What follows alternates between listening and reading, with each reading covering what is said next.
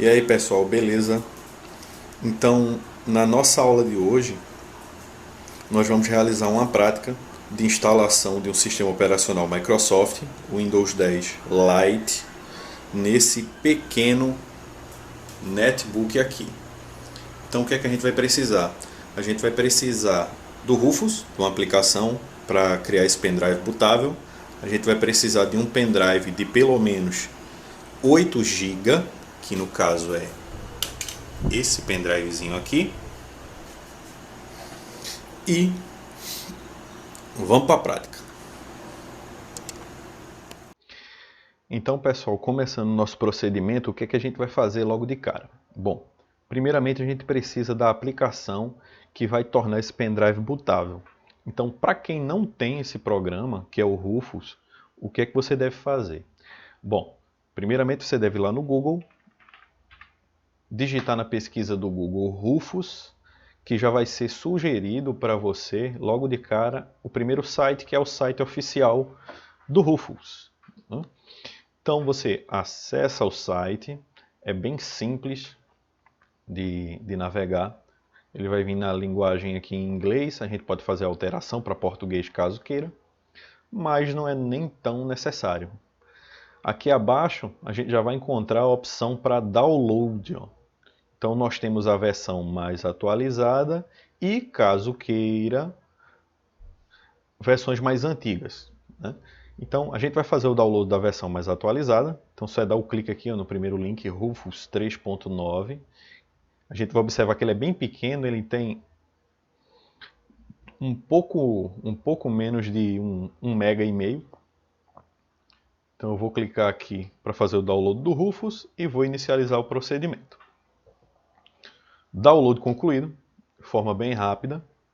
Eu vou trazer essa aplicação aqui para a área de trabalho. Vou recortar aqui. Eu vou colar. Eu já tenho essa aplicação aqui. Era uma versão um pouco mais antiga, mas eu já tenho essa aplicação. Então o que é que a gente vai fazer?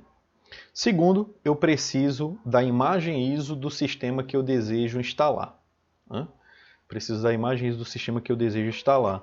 Então a imagem ISO que eu tenho aqui é do Windows 10 Lite, que é o Windows 10 mais leve que tem, para que eu possa fazer a instalação no netbook, que já não é um equipamento tão novo assim.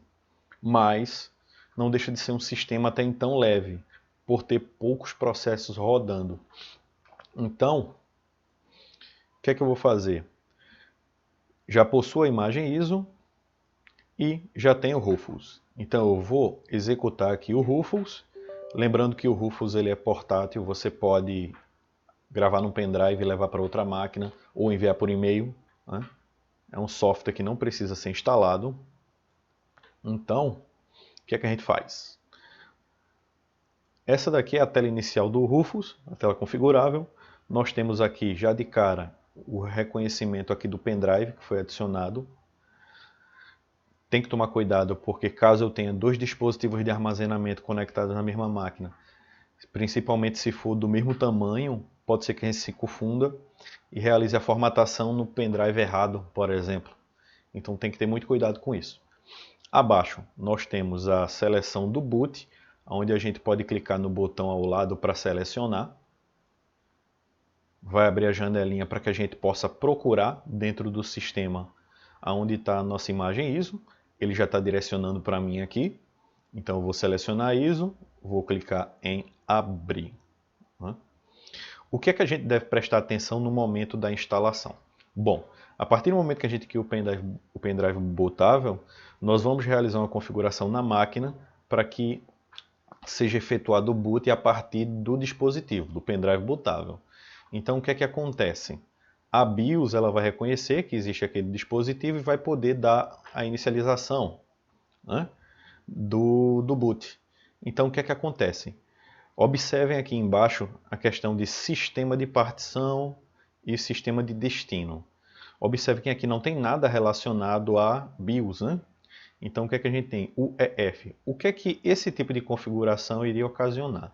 No ato da inicialização do sistema, ele ia apresentar um erro de UEF, porque ele deveria ser direcionado para BIOS. Então o que é que a gente faz? a gente faz a alteração aqui de GPT, né, da partição para MBR, e vocês vão observar que o sistema de destino automaticamente já muda aqui para BIOS, BIOS ou UEF ou CSM, que são sistemas de partições, né? Então aqui, essa configuração aqui seria a configuração correta, então tem que tomar muito cuidado com isso, e eu vou iniciar o processo de gravação da ISO no pendrive, tornando o pendrive bootável e realizando a formatação do pendrive de FAT32 para NTFS, né? Então vamos lá.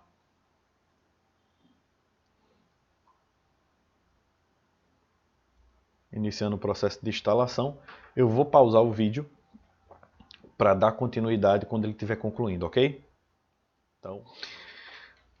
Então galera, já concluindo aqui o processo de criação do pendrive bootável, após a conclusão, a gente vai precisar apenas fechar o programa, remover o pendrive bootável e iniciar o processo de boot da outra máquina, da máquina que deseja ser formatada, né?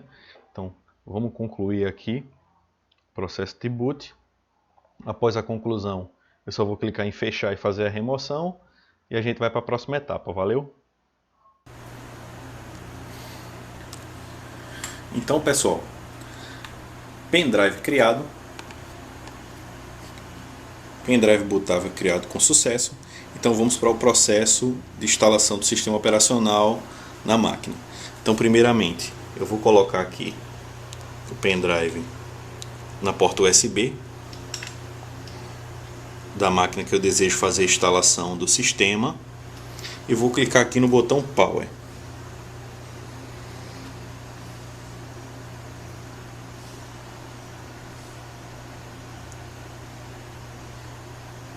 Ao iniciar o processo de inicialização da máquina, quando mostra essa propaganda aqui do fabricante, o que é que aparece? Embaixo, no rodapé, aparecem algumas coordenadas.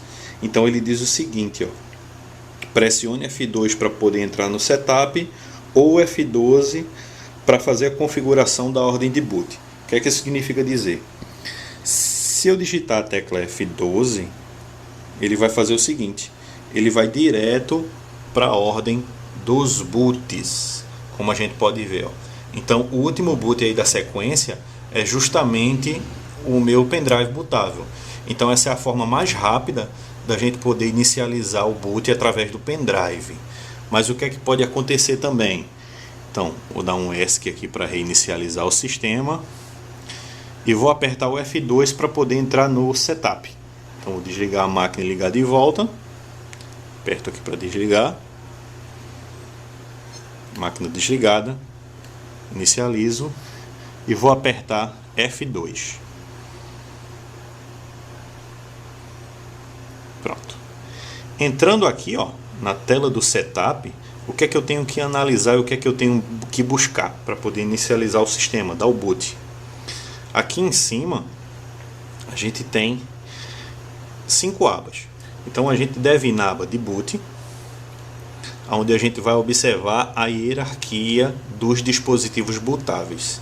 Então a gente tem logo de cara em cima o meu HD, que é um Samsung de 160 GB, e o último da hierarquia que foi reconhecido também lá pela BIOS foi justamente o meu pendrive. Então eu posso tanto ir através do F12 para inicializar de forma automática a instalação diretamente pelo pendrive, como também fazer a configuração da ordem de boot aqui. Dessa forma que se encontra aqui, o que é que vai acontecer? Quando a máquina ela for inicializar, ela vai procurar o dispositivo bootável pela ordem. Eu já tenho o sistema operacional instalado nessa máquina. Então o que é que vai acontecer? Se tiver dessa forma que está aqui, nessa ordem, ele vai inicializar o sistema operacional antigo, o que já se encontra nessa máquina, porque já está armazenado no HD, ele vai reconhecer o dispositivo de boot no HD e vai inicializar o sistema sem problema nenhum. Então o pendrive, por estar em último aqui, ele vai passar batido. Como é que eu faço para alterar a hierarquia e colocar esse pendrive lá para cima? Aqui no canto, ele dá algumas coordenadas para a gente realizar essa configuração. Então ele diz o seguinte, ó, se eu apertar F5 ou F6 eu vou mover essas opções para cima ou para baixo. Então vamos lá. Eu venho aqui no último do pendrive, vou apertar F6, por exemplo. Tá vendo que ele está subindo? Então eu posso colocar ele em primeiro, o pendrive. Após isso, eu posso dar um F10 para sair e salvar. E confirmo em Yes.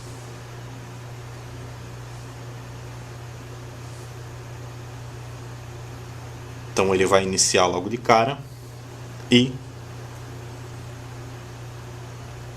vai procurar o dispositivo de boot e vai inicializar através do pendrive bootável.